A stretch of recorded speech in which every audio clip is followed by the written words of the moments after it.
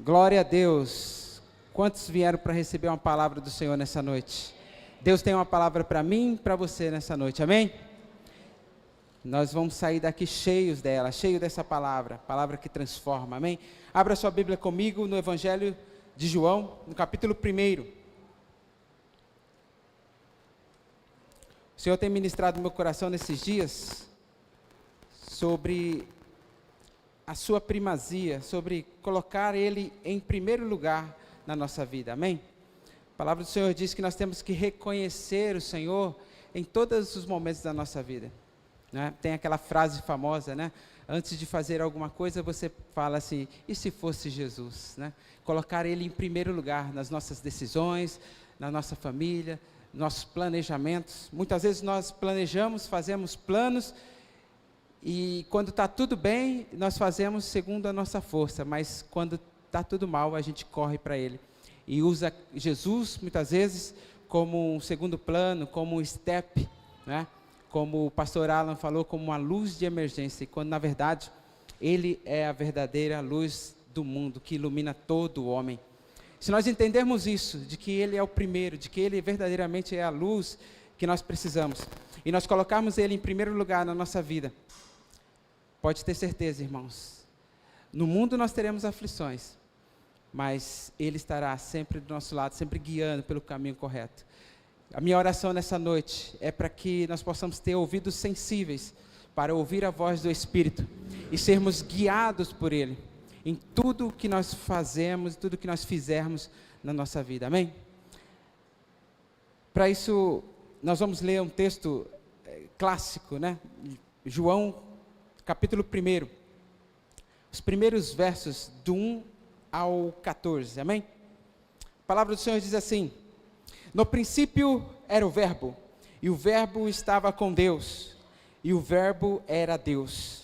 Ele estava no princípio com Deus, e todas as coisas foram feitas por intermédio dele, e sem ele, nada do que foi feito se fez.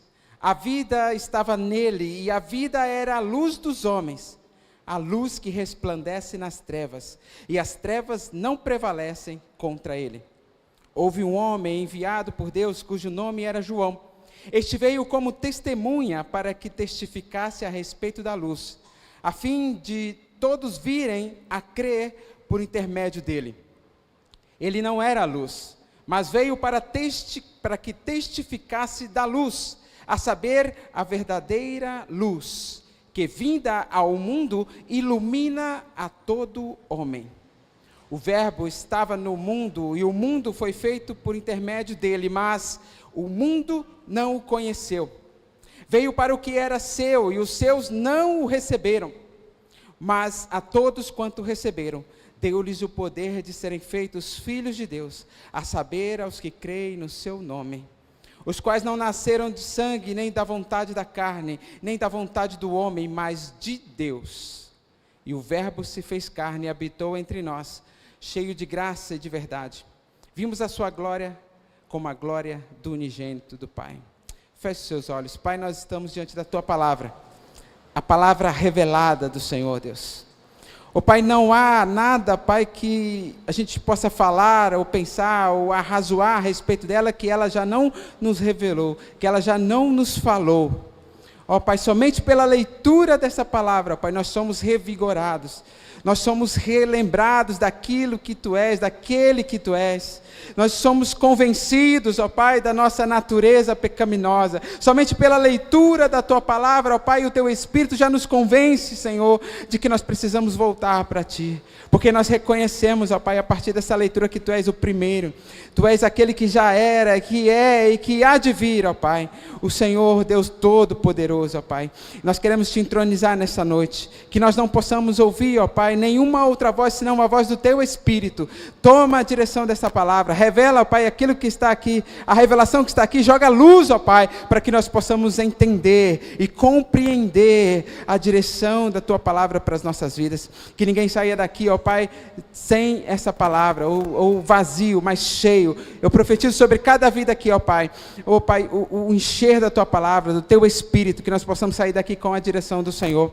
Em nome de Jesus, possamos ser crentes melhores do que nós nós entramos aqui, nós possamos sair crentes melhores lá fora, Pai, em nome de Jesus, para poder resplandecer essa luz que ilumina todo homem. Aleluia! Amém, queridos? A palavra que nós lemos aqui é um texto bem conhecido, né? E nós já lemos e relemos, talvez muitos já tenham até de cor e salteado. Mas o que o Senhor trouxe no meu coração é que muitas vezes nós conhecemos, lemos a palavra, decoramos a palavra, mas muitas vezes não praticamos essa palavra. Então eu falei com Deus, o que o Senhor quer ministrar no nosso coração nessa noite? E o Senhor me levou a um questionamento de quem é Jesus, né? Quem é Jesus para mim? Quem é Jesus para você? O islamismo, ele vê Jesus como um dos profetas, assim como Maomé, um dos profetas de Alá. Não é? O judaísmo vê Jesus como um mestre eminente, alguém que foi muito famoso, né? E que ensinou muitas coisas boas. E eu fui estudar a respeito de algumas religiões, e Jesus, ele é tão especial. Ele marcou tanto tempo, né, que o nosso calendário, ele é marcado antes e depois de Cristo. E mesmo religiões que não professam Jesus como Senhor e Salvador, reconhecem a obra de Jesus. Até mesmo o Espiritismo, né, fala que Jesus é um espírito elevado e que nós devemos aprender com ele. Até mesmo a Umbanda reconhece Jesus como um espírito especial, comparado a Oxalá, o Criador. Eu não quero aqui entrar em discussão de religião, mas eu trouxe essas visões de outras religiões, fora o cristianismo, que reconhece Jesus como Senhor e Salvador, o Filho do Deus Altíssimo, mas eu trouxe essas 4 visões aqui de Jesus: islamismo, judaísmo, espiritismo, até mesmo Umbanda, porque Jesus, mesmo não sendo reconhecido talvez como Senhor, como Deus, nessas religiões, ele influencia, ele incomoda, ele é tema, pauta de assunto. Jesus, ele foi o maior dos estrategistas, filósofos, mestres aqui na terra. Ele é o Filho de Deus. Certa vez, em Mateus, no capítulo 16, ele reuniu seus discípulos e perguntou: o que dizem que eu sou? E alguns diziam que ele era João Batista, Elias, Jeremias ou um dos profetas. Até que Pedro olhou nos seus olhos e disse: você é o Cristo, tu és o Cristo, o Filho do Deus vivo. Essa definição de Pedro, de Jesus, ela fala muito para nós, porque ele não falou assim que ele era Jesus, filho de Maria e de José, o carpinteiro. Ele não simplesmente falou que era Jesus de Nazaré. Não, ele falou que era Cristo, o Filho do Deus vivo. Porque se ele simplesmente falasse de Jesus, lá o carpinteiro, o filho de Maria, de José, ele estava falando de um Jesus de origem terrena, né? Um menino que nasceu na manjedoura, né? Que tem um chamado, que é escolhido, mas um menino, origem terrena. Mas quando ele fala de Cristo, Filho do Deus vivo, ele fala de uma origem celestial. Ele fala de um Cristo celestial, aquele que veio para salvar o mundo, o prometido, o Emanuel, aquele esperado por todos, que viria para salvar. Então nós precisamos ter uma noção exata de quem é esse Cristo que nós servimos. Será que nós servimos um Cristo apenas um Cristo curador? Um Cristo que atende quando nós estamos precisando? Eu estou precisando de um emprego, então eu vou para a igreja, então Deus vai me abençoar, abrir uma porta de emprego. Eu estou passando por uma enfermidade, então eu vou buscar Jesus para que Ele possa me curar. Quem é o Jesus que você tem buscado? Para nós, quem é este Cristo? João, nós temos estudado o Apocalipse, aqui às quintas-feiras, e tem sido uma bênção. E a definição que João fala de Jesus, na sua visão celestial, lá em Apocalipse, é que Ele é a fiel testemunha, o primogênito dentre os mortos, o soberano dos reis da terra, aquele que é, aquele que era e aquele que há de vir. Ele é o Todo-Poderoso.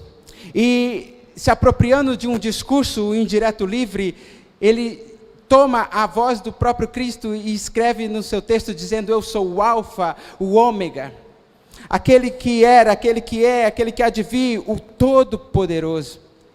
Então João, lá em Apocalipse, traz uma definição celestial de quem é esse Deus. Alfa e ômega, para nós, é o princípio e o fim. Ele é o começo e o fim de todas as coisas. Primogênito dentre os mortos. O que significa isso? Primogênito dentre os mortos. É aquele que ressuscitou primeiro para a glória, com o corpo celestial. Aquele que inaugurou o paraíso. O primogênito dá-se a entender de que vai vir outros depois dele.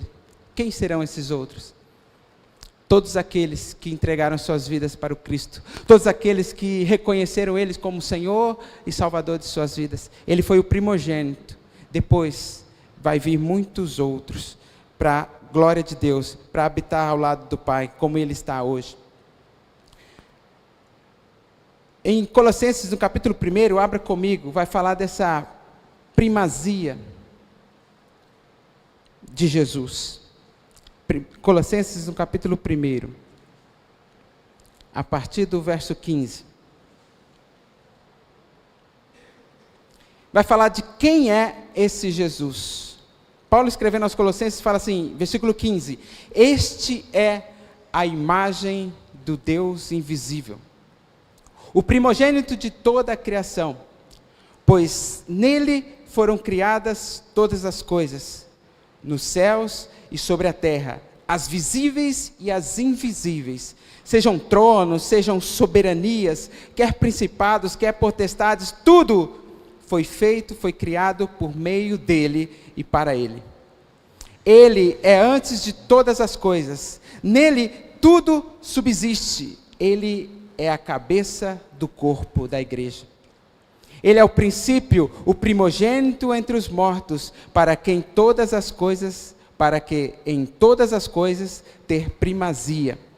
Porque aprove a Deus que nele residisse toda a plenitude, e que, havendo feito a paz pelo sangue da sua cruz, por meio dele reconciliasse consigo mesmo todas as coisas, quer sobre a terra, quer nos céus. Nesse texto de Colossenses, ele traz algumas lições para nós. Lá em Apocalipse, nós falamos que ele é o primogênito dos mortos. Aqui, ele traz como o primogênito de toda a criação. Não significa que ele foi criado primeiro, porque Jesus não foi criado. O próprio texto que nós lemos lá em João diz que ele era o Verbo, e o Verbo era Deus, o Verbo estava com Deus desde o princípio.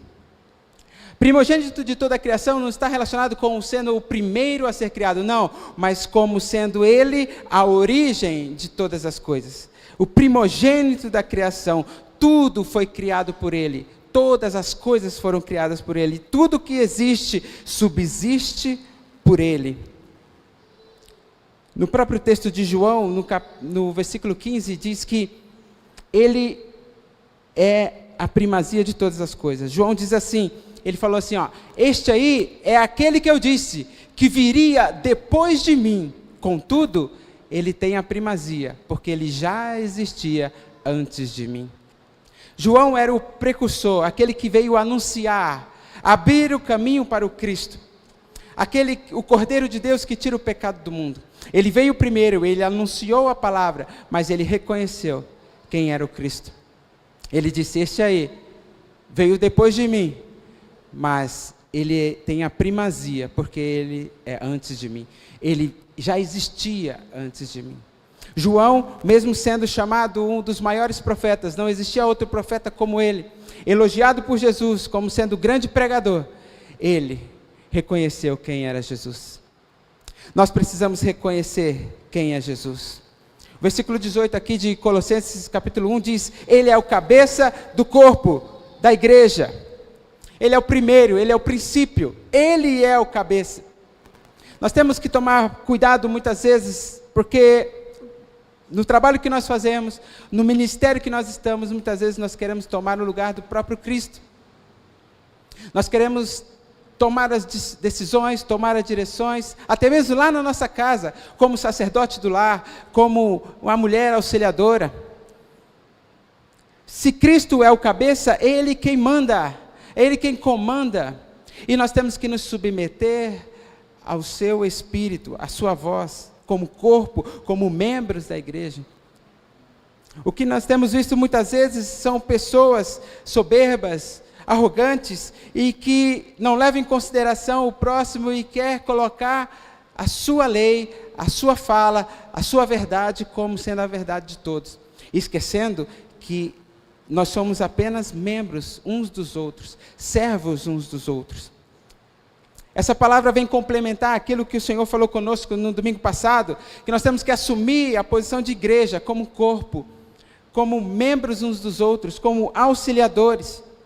Amém, queridos? Um ajudando o outro. Sabendo que Ele é o Cristo, Ele é o cabeça, é Ele quem manda, é Ele quem coordena. Não é eu, o líder do Ministério de Casais, então o Ministério de Casais é o melhor, o Ministério de Casais vai fazer o evento. Não é isso. Eu tenho que me submeter ao senhorio de Cristo.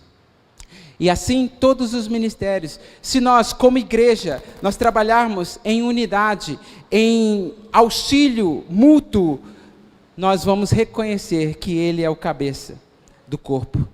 Amém, queridos? Volte lá para João. Veja que ele inicia o texto dizendo que ele já estava lá no princípio. No princípio era o Verbo estava com Deus, e o Verbo era Deus. Ele estava no princípio com Deus, e todas as coisas foram feitas por intermédio dele. Sem ele, nada do que foi feito se fez. Veja que eu e você, nós só estamos aqui por causa dele. Foi Ele que fez todas as coisas. Todas as coisas que existem no mundo. O ar, o sol, a lua, a chuva, a terra que você anda aí, a sua roupa, a sua veste, você, o seu respirar, tudo subsiste por causa dEle. E nessa noite, em nome de Jesus, o Senhor me trouxe aqui para falar isso para a igreja, que nós precisamos colocar Ele em primeiro lugar na nossa vida. Amém? Reconhecer Ele como sendo o primogênito de toda a criatura. Ele é o início de todas as coisas. O salmista diz: em Ti estão escondidas todas as coisas. Quantas coisas nós queremos, quantas coisas nós planejamos, quantos desejos do nosso coração. E o Senhor ministrou no meu coração dizendo: você quer isso? Quero. Você quer isso? Eu quero. E isso aqui eu também quero. E o Senhor falou assim: todas as coisas estão em mim. Todas as coisas estão escondidas em mim. Me busca, que você vai encontrar. Me busca, me coloca em primeiro lugar, e todas as coisas vão se encaixar. Coloca o Senhor em primeiro lugar, e as suas emoções vão ser colocadas no lugar. Sabe aquele dia que está tudo confuso? Parece que está dando tudo errado, e você faz uma coisa e não dá certo, faz outra coisa e não dá certo. Você planeja e fala: não, no final da semana vai ser assim, e é totalmente ao contrário. E você esquenta a cabeça, você fica nervoso, briga com o filho, briga com o marido, briga com a mulher, quando uma coisa era só necessária: sentar aos pés de Jesus e ouvir dele o que você realmente deveria fazer. Nessa semana, principalmente nessa tarde, quando me debrucei sobre essa palavra, o Senhor ministrou no meu coração: filho, tem muitas coisas na sua cabeça, tem muitas coisas te atormentando, quando uma só é necessária. Fica na minha presença, me coloca em primeiro lugar. Você já viu aquele desenho em que tem uma cadeira, um trono, e tem eu aqui embaixo do trono e Jesus sentado nesse trono, e ao redor todas as coisas numa órbita perfeita, tudo correndo bem. Quando troca, Jesus sai do trono e o eu entra no trono, essas coisas que estavam em órbita começam a sair do lugar, começam a ficar fora de órbita, começam a sair daquele círculo e você perde o controle. Todas as vezes que eu me coloco no trono, como sendo o Senhor da minha vida, como dizendo: eu vou resolver esse problema, por mim mesmo, nas minhas forças, não vai sair da melhor forma. Jesus não está no trono. Pode ter certeza, você vai caminhar até um determinado tempo, mas o nosso braço, ele alcança só até uma determinada distância. Nós precisamos colocar Jesus de novo no trono do nosso coração. Colocar Jesus de novo no trono dos nossos negócios. Colocar Jesus de novo no trono da nossa vida, da nossa família. Em nome de Jesus. Todas as vezes que nós estamos há quase 12 anos, 13 anos com a loja aberta de decoração. E vocês sabem que nesse ramo, em todos os ramos, acredito eu, tem altos e baixos. E todas as vezes que nós pensamos, nós vamos parar, não, agora é a direção de Deus, nós vamos parar, porque não está dando mais. Está saindo mais do que está entrando. E o que nós podíamos fazer, nós já fizemos. E nós falamos a Deus, Deus, eu entrego para Ti. Todas as vezes, já essa é a terceira vez já. E dessa vez a gente falou assim, não, é de Deus, porque agora eu vou trabalhar no ministério, não, eu vou deixar tudo e vou, né? E Deus foi lá e fala no nosso coração. Deus manda recurso da onde não tem. Deus manda cliente da onde não tinha. E Deus fala, e nós sentimos no nosso coração e falamos assim, Deus, então não é para parar? E Deus só falou no nosso coração, coloca-me em primeiro lugar, e você vai ver que nunca mais vai ter essas dúvidas. Então, eu estou falando aqui com alguns irmãos, talvez, né, que está passando por alguma dificuldade, ou bateu na porta e ela não se abriu ainda. Nessa noite o Senhor está dizendo, eu sou o primeiro de todas as coisas. Se a porta não abrir, se eu não abrir a porta, ninguém mais abre. E a porta que eu abrir, ninguém fecha. Esse é o Jesus, primogênito. Ele é antes de todas as coisas. Amém, queridos? A segunda coisa que nós aprendemos aqui nesse texto, primeiro, é que Ele é o primeiro, que Ele tem a primazia. A palavra primogênito, na nossa cultura, tem a ver somente com o que nasce primeiro. Né? O primogênito é o filho que nasce primeiro. Mas na cultura judaica, no contexto que está aqui, primogênito quer dizer aquele que nasce primeiro e aquele que tem primazia de toda a herança. Ele tem o direito de toda a herança. Não foi assim a luta de Jacó com Esaú? Aquele que deveria ser o primeiro. Será por que eles estavam brigando para ser o primeiro a nascer? Se não para ser o herdeiro, para ser o dono da bênção, né? A bênção vinha sobre o primogênito. Então Jesus não é simplesmente o primeiro, não é simplesmente que nós vamos nos igualar com Ele, nunca nós vamos nos igualar com Ele. Ele é o primeiro e Ele tem a primazia de todas as coisas. Nós seremos os segundos, né? O terceiro, o quarto, que habitaremos com o Pai, mas aquele que é dono, que reina sobre todas as coisas, é só o primogênito.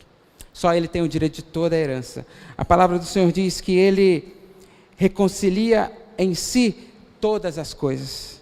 Todas as coisas foram criadas por Ele, vieram dEle. E apesar de terem saído dos eixos, apesar de que o pecado desalinhou o caminho do homem com Deus, Ele tem o poder de alinhar e reconciliar todas as coisas.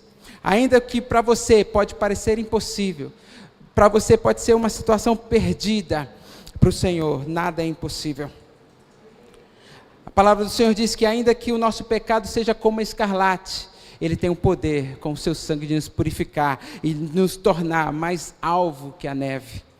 Ele tem o poder de reconciliar todas as coisas.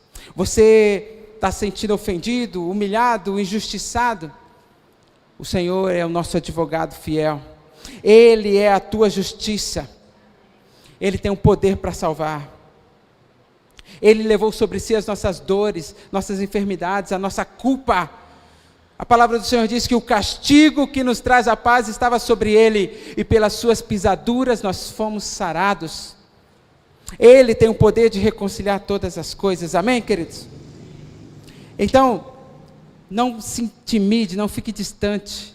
Talvez você errou, você pecou, e você pensou assim, eu estou distante de Deus, eu não consigo mais aquela intimidade que eu tinha antes. O Senhor está aqui nessa noite para falar que Ele é o primeiro, o único, e Ele é o caminho, é o único que pode te levar até Deus de volta. Então, em nome de Jesus, abandona o erro, abandona o pecado, e vem para Jesus nessa noite, em nome de Jesus, amém? Ele é sobre todas as coisas. Segunda coisa que nós aprendemos aqui, versículo 6, que Ele é a luz do mundo. Versículo 6, houve um homem enviado por Deus, cujo nome era João.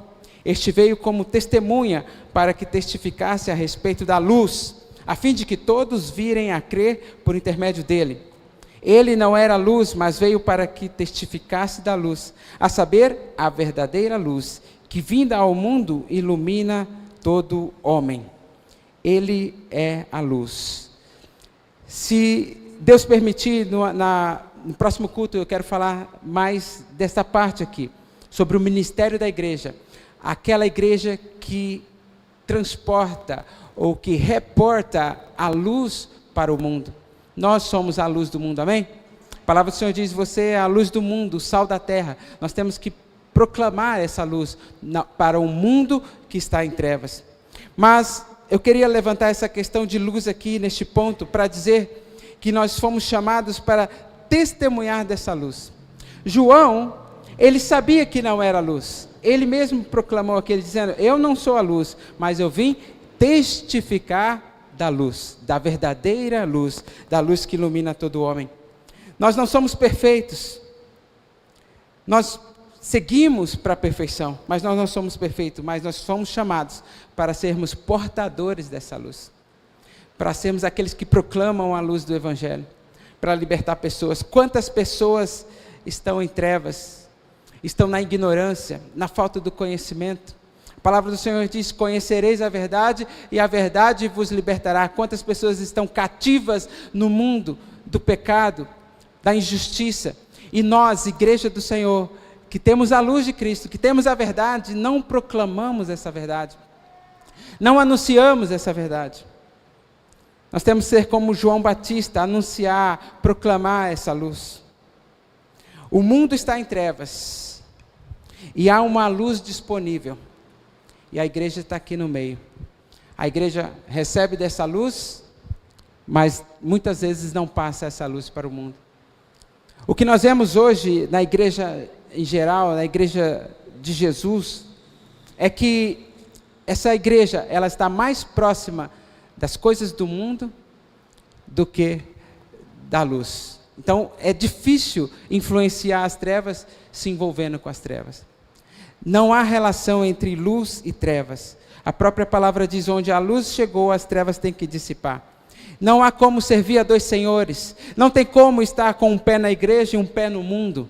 Não tem como você proclamar e dizer que Jesus é o teu Senhor, que Jesus é a primazia da tua vida, e ao mesmo tempo as nossas atitudes, nossos pensamentos refletem as trevas do mundo.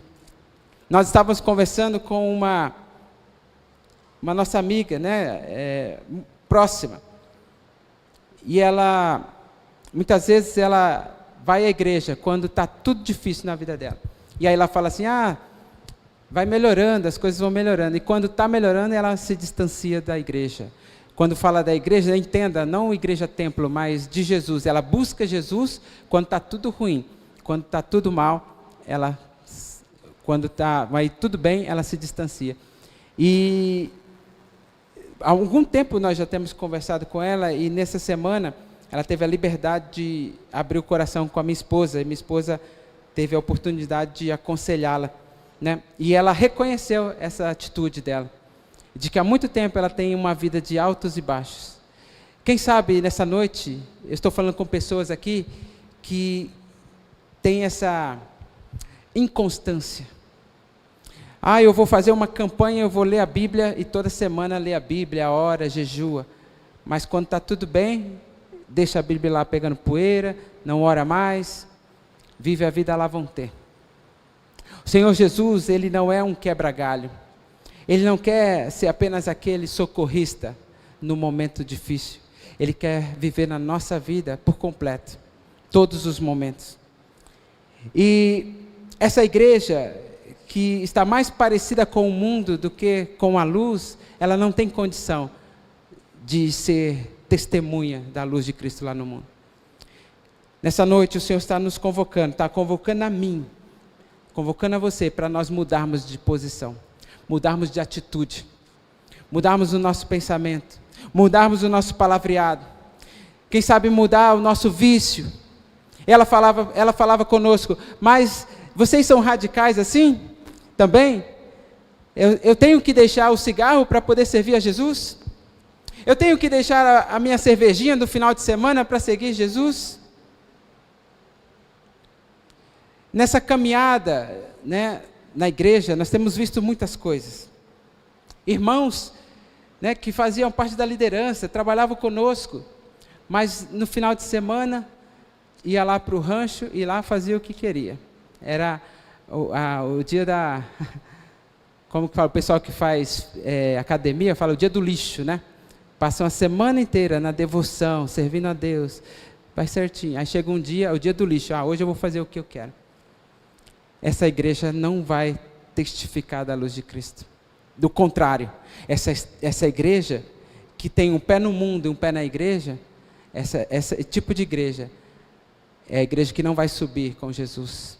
É o tipo de igreja que, ao invés de testemunhar da luz, envergonha o nome de Cristo. O Senhor nos chama nessa noite para sermos luz no mundo. Amém, queridos? João reconhecia que ele não era luz, mas ele testificava dessa luz.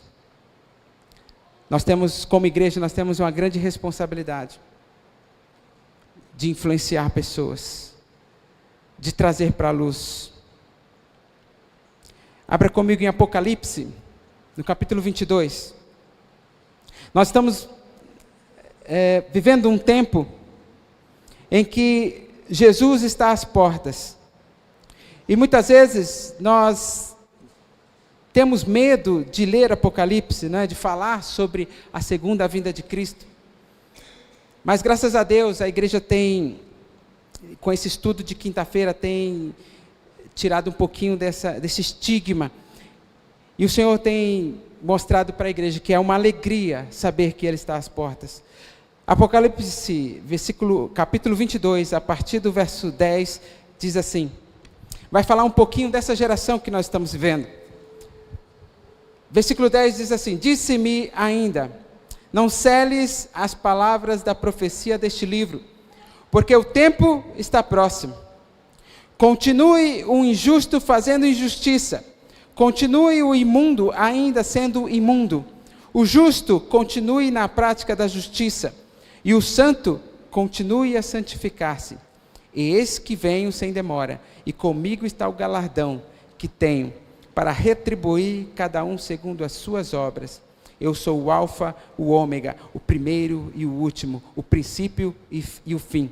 Bem-aventurados aqueles que lavam as suas vestiduras no sangue do Cordeiro, para que lhes assista o direito à árvore da vida e entrem na cidade pelas portas. Aleluia.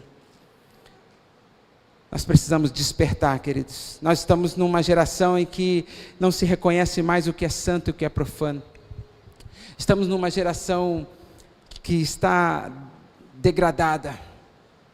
Hoje, programação de televisão já não tem mais aquele critério, né, se é infantil, se é adulto.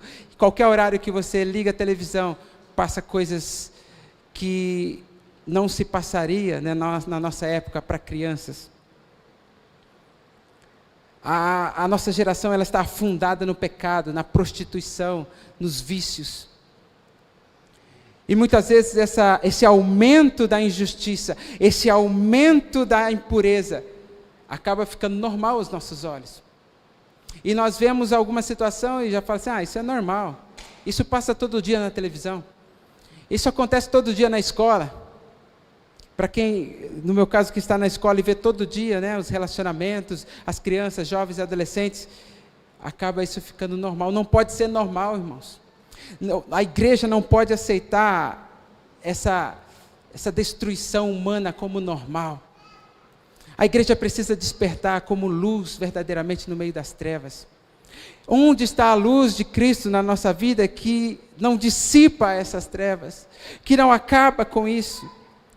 Mas eu entendo que a palavra diz que aquele que está impuro, fique cada vez mais impuro. Aquele que se suja, suje cada vez mais. Mas aquele que está limpo, procure se purificar cada vez mais. A palavra do Senhor vem nos alertar nessa noite, que nós precisamos reconhecer que se nós queremos ser a luz do mundo, nós precisamos limpar um pouco o farol, purificar um pouquinho. Eu fiz a analogia com farol porque, sabe aqueles faróis que ficam amarelo e a luz está brilhando ali dentro, só que não consegue transpassar aquele vidro, aquela capa. ele precisa de uma limpeza, precisa de um lustre, precisa ralar, precisa lixar, precisa passar um verniz, então aquele farol vai começar a brilhar novamente para o mundo. Quem sabe na nossa caminhada nós temos carregado e adquirido e aceitado muitas coisas na nossa vida, e aquele crente que muitas vezes passava na rua e alguém dizia, olha lá, aquele verdadeiramente é um crente, porque ele é assim, assim, assado, ele é diferente dos outros. Agora, corremos o risco de alguém dizer assim, você é crente? Que tristeza, não é, irmãos? Ouvir do mundo dizer assim, você é crente? São crentes invisíveis. E que quando descobrem que é crente, o mundo acaba questionando. Que nessa noite nós possamos nos levantar como luz deste mundo verdadeiramente, irmãos. Há uma necessidade, há um clamor do mundo. Você consegue ouvir esse clamor? Ou você já se acostumou com as impropérias do mundo, com a impureza deste mundo? Eles estão jorrando impureza, prostituição, lascívia, no meio das famílias, nas escolas, nas comunidades, na televisão, e nós temos aceitado pacificamente. A palavra do Senhor diz que as portas do inferno não prevalecerão contra a igreja do Senhor. É preciso nos levantar em oração, é preciso nos levantar na palavra, é preciso nos levantar em adoração, em jejuns, em clamor. Nós temos as reuniões de orações aqui na igreja, a última sexta-feira do mês. Vem para cá, vamos orar, vamos buscar essa luz que ilumina todo o homem, que nós possamos ser influenciadores e não influenciados, em nome de Jesus, amém?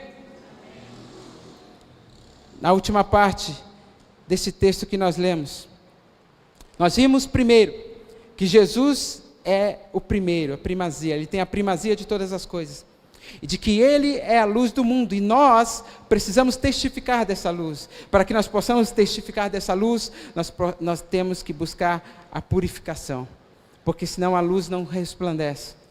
Terceiro lugar, este verbo se fez carne, versículo 10, de João capítulo 1. O verbo estava no mundo, e o mundo foi feito por intermédio dele, mas o mundo não o conheceu. Apesar dele ser a primazia, apesar de ele ser o criador de todas as coisas, apesar de que tudo só existe e subsiste por ele, este mundo que foi criado por ele não o reconheceu.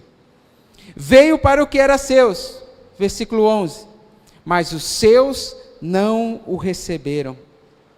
Mas a todos quanto receberam, deu-lhes o poder de serem feitos filhos de Deus, a saber, os que creem no seu nome. Aleluia. Ele veio para o que era seus. Quem era seus? A princípio, os judeus. Os judeus esperavam um Jesus que viam em glória, né, com riquezas, como um rei. Ele esperava-se um rei, e não um menino numa manjedoura, nascido em Nazaré. Eles esperavam um rei libertador, alguém, um salvador que ia manifestar o reino na terra, que poderia, eles buscavam ou esperavam um libertador político, que pudessem libertar o povo judeu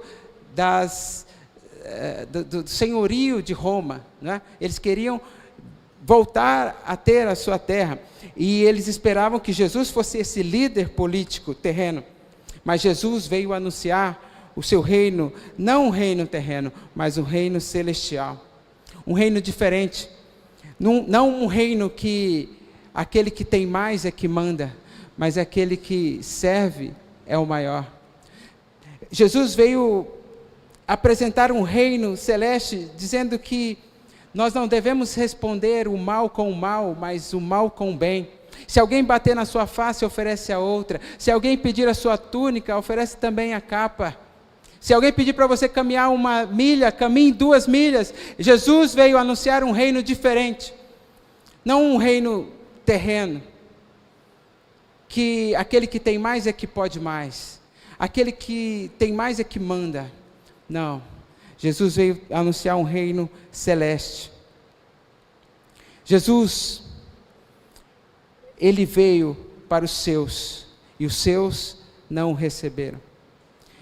Esse texto me fez lembrar da parábola da grande ceia, em que um homem, ele fez um grande banquete, e convidou todos os seus amigos.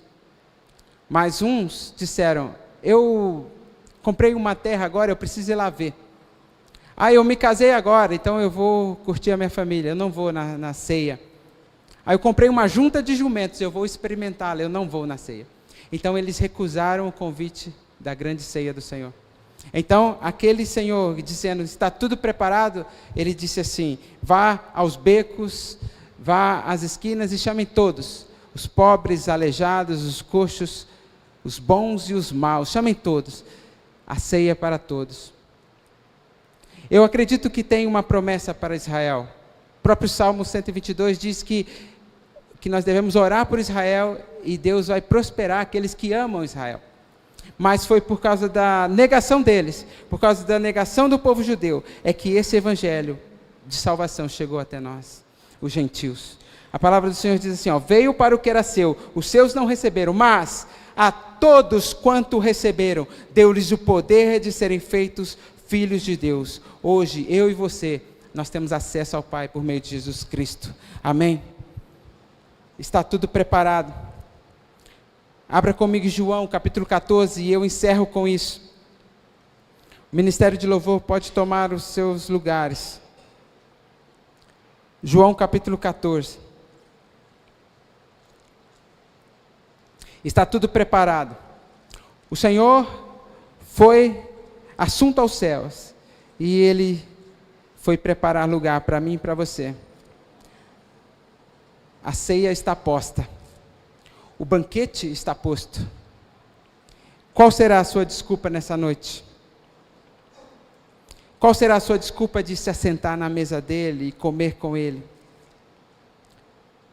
Aqueles homens rejeitaram o convite da grande ceia, mas o Senhor abriu a mesa dele para todos quanto receberem. João no capítulo 14, a partir do verso 1, diz assim: não turbe o vosso coração. Credes em Deus, crede também em mim.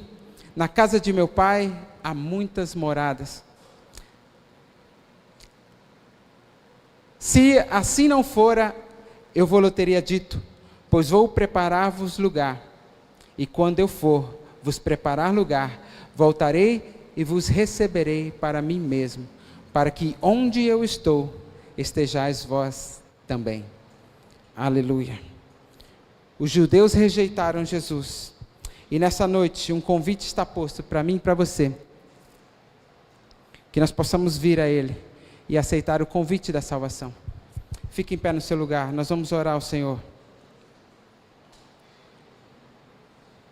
Aceitar o convite da salvação implica em algumas responsabilidades. Implica em reconhecê-lo como o primeiro da nossa vida. Feche seus olhos. Avalie o seu coração. Olha lá o trono que está no teu coração. Quem está sentado nele? Aceitar o convite para as bodas do Cordeiro, para estar ao lado do Pai, naquele grande dia, implica em algumas responsabilidades. Implica em entregar a nossa vida. Aquele que quer vir após mim, tome a sua cruz e siga-me. Negue a si mesmo. Negue-se a si mesmo. Você tem coragem nessa noite de colocar Jesus no trono do teu coração? Você tem coragem nessa noite de colocar Jesus sentado ali na cadeira do seu escritório, dizendo: Ele é o dono da minha empresa, Ele é o dono do meu trabalho, Ele é o dono da minha vida? Você tem coragem de colocar Jesus ali no centro da sua família, dizer: é Jesus que vai tomar as direções agora da minha casa. Eu entrego o meu filho nas tuas mãos, Senhor. Eu entrego a minha esposa nas tuas mãos, Senhor. Eu entrego o meu marido nas tuas mãos, Senhor. Eu entrego o meu trabalho nas tuas mãos, Senhor. Aceitar o convite da salvação implica em algumas responsabilidades, entre elas, ser a luz do mundo. Nessa noite você está disposto a romper com o pecado, a romper com o mundo, a romper com a cultura deste mundo, a romper com aquele ditado dizendo não tem nada a ver. Tem tudo a ver. Tem a ver com luz, tem a ver com trevas. Ou se você está na luz, você não está nas trevas. Se você está nas trevas, você não está na luz, porque não há parte entre luz e trevas. Se você ainda está no mundo, você não está na igreja. Ah, mas eu estou ali em cima do muro, estou avaliando. Em cima do muro não é a igreja. Em cima do muro não tem a luz.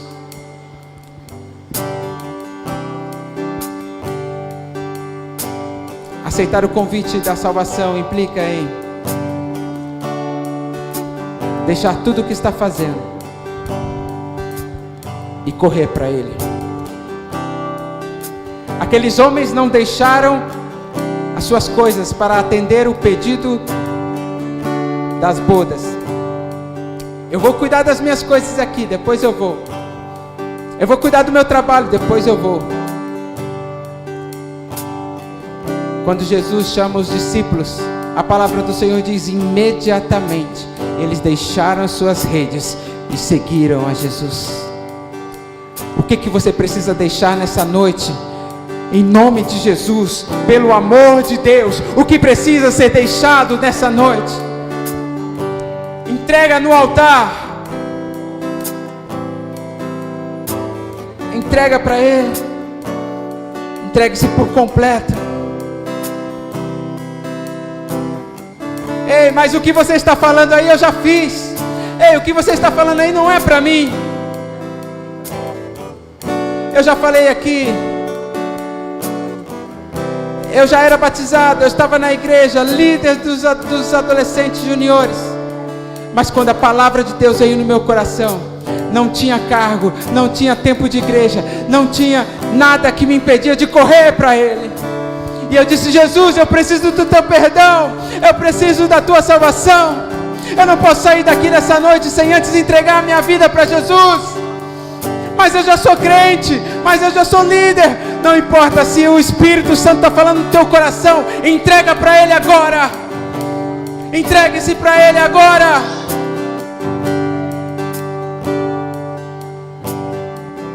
Santo Deus, em nome de Jesus.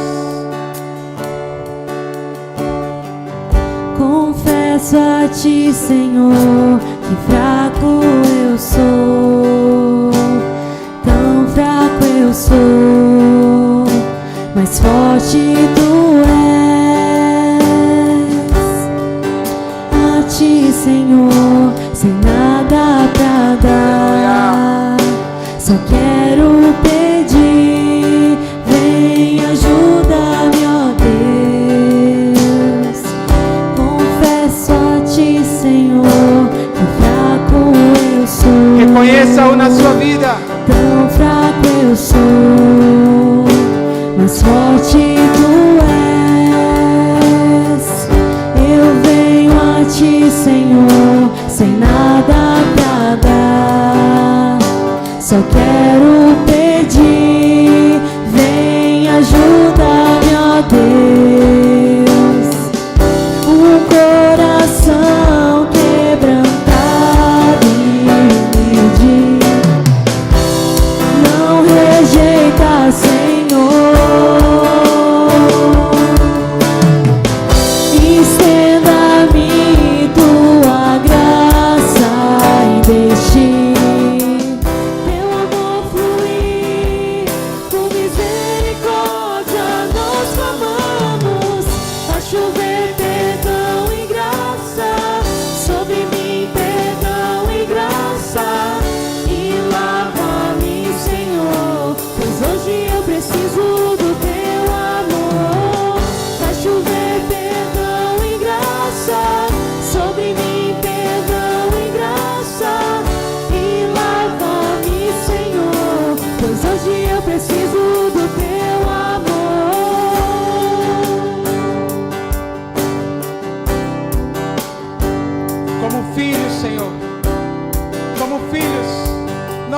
reconhecemos como Senhor e Salvador das nossas vidas. Confesso a ti, Reconhecemos, Senhor, que fraco eu sou. Aleluia.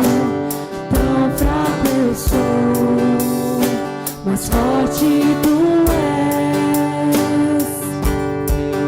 A ti, Senhor, sem nada pra dar, só quero pedir, vem ajudar-me, ó Deus. O coração quebrantado e humilde, não rejeita, Senhor. Estenda-me tua graça e deixe teu amor fluir. Por misericórdia nós clamamos, a chover perdão e graça sobre mim, perdão e graça, e lava-me, Senhor, pois hoje eu preciso do teu amor. A chover perdão e graça sobre mim, perdão e graça, e lava-me, Senhor, pois hoje eu preciso do teu amor.